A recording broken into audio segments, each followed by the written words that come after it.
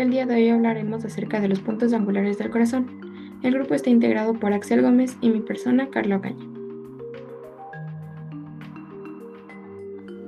Los materiales adecuados para realizar un proceso de auscultación de focos cardíacos son los siguientes: mascarillas, guantes, estetoscopio y un gorro desechable. Muy buenos días con todos. Bueno, a continuación yo les voy a explicar las partes de un estetoscopio, el cual es un instrumento médico utilizado para la ocultación, es decir, para escuchar los sonidos internos del cuerpo, como por ejemplo sonidos del corazón, de los intestinos o también de los pulmones.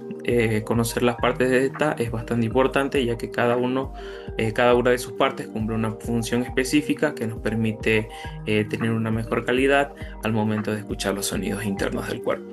Bueno, empezando primero que todo con las partes de un estetoscopio, lo primero son las olivas, las cuales son las piezas suaves de goma o de silicona que se colocan en los oídos. Su función es sellar el conducto auditivo para disminuir el ruido del ambiente y también permitir que el sonido llegue con mayor claridad, además de que deben ajustarse cómodamente para tener una mejor auscultación.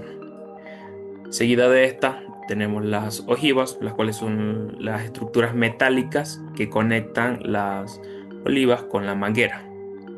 Su función es conducir el sonido desde el tubo hasta los oídos y proporcionar el soporte del estetoscopio. Después tenemos el muelle, el cual es un resorte que une las dos ojivas. Este sirve para ajustar la presión con la que las olivas se mantienen en los oídos, garantizando comodidad y una correcta transmisión del sonido. Seguido de este tenemos el tubo en forma de Y o tubo en Y, el cual es la parte donde la manguera se divide en dos. Su función es distribuir el sonido en manera uniforme hacia ambos oídos de la persona o profesional que esté utilizando el estetoscopio. Seguido de esto tenemos la manguera, el cual es un tubo flexible de goma que conecta el cabezal con las ojivas. Su función es transmitir los sonidos captados por el estetoscopio sin que se pierda la calidad durante el recorrido de estos mismos. Seguido de este tenemos el vástago, el cual es la pieza metálica que une el cabezal con la manguera, además de que también permite girar el cabezal para seleccionar entre la campana y el diafragma según el tipo de sonido que se desee escuchar. Después tenemos la campana, la cual es la parte pequeña y abierta del cabezal. Esta se utiliza para escuchar sonidos de baja frecuencia, como algunos soplos cardíacos o sonidos vasculares, por lo que debe apoyarse suavemente sobre la piel. Y por último, tenemos el diafragma, el cual es la parte plana y de mayor tamaño del cabezal. Esta se utiliza para captar sonidos de alta frecuencia, como los ruidos cardíacos normales, los sonidos respiratorios y los ruidos intestinales. Además de que para tener una mejor auscultación debe colocarse eh, de una ligera presión sobre la piel. Como recomendaciones tenemos que es necesario mencionar el procedimiento que se llevará a cabo al paciente, también mencionar las molestias que podría presentar y solicitar el consentimiento informado para realizar el procedimiento. ¿Qué es la auscultación?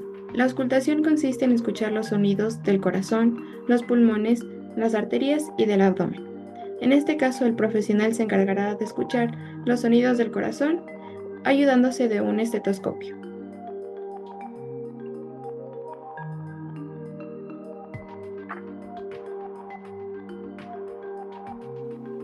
El foco aórtico se encuentra localizado sobre el segundo espacio intercostal en la línea parasternal derecha.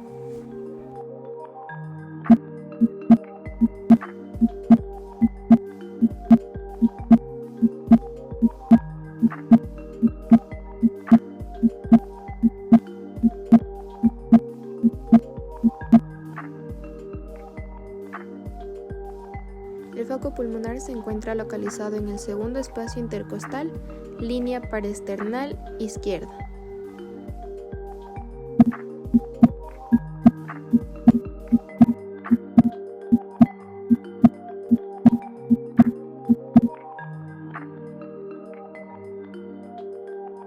El foco aórtico accesorio o DERB se encuentra ubicado en el tercer espacio intercostal, línea paraesternal izquierda.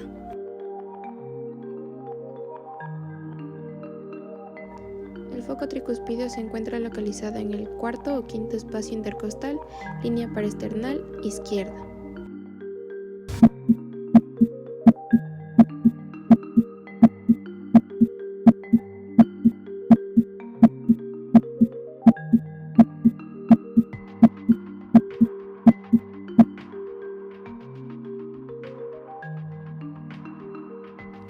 Foco mitral se encuentra localizado en el quinto espacio intercostal, en la línea medio clavicular.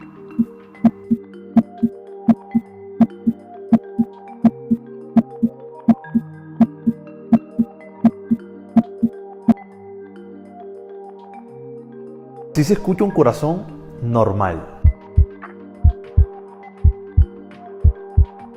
Así se escucha una taquicardia o un corazón rápido. Así se escucha una bradicardia o un corazón lento.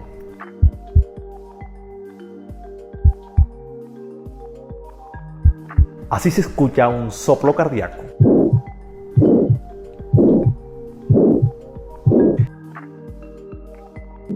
Los ruidos cardíacos. Los ruidos cardíacos son creados por el cierre de las válvulas. Encontramos al S1 y al S2. El S1, que es conocido como la sístole, y el S2, que es la diástole. En el S1 ocurre el cierre de las válvulas auriculoventriculares, que ocurre después de la fase de llenado activo del ventrículo, mientras que el S2 ocurre por el cierre de las válvulas sigmoides, aórtico y pulmonar. Para escuchar la sístole debemos ubicarnos en el foco de auscultación, ya sea tricúspide o mitral, y mientras que para escuchar la diástole tenemos que guiarnos en el foco aórtico y pulmonar.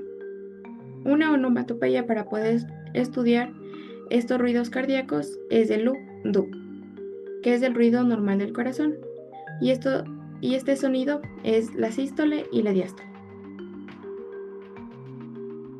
También tenemos a los ruidos producidos por una interrupción del flujo natural de la sangre. Estos ruidos son el R3 y el R4, que ambos son diastólicos.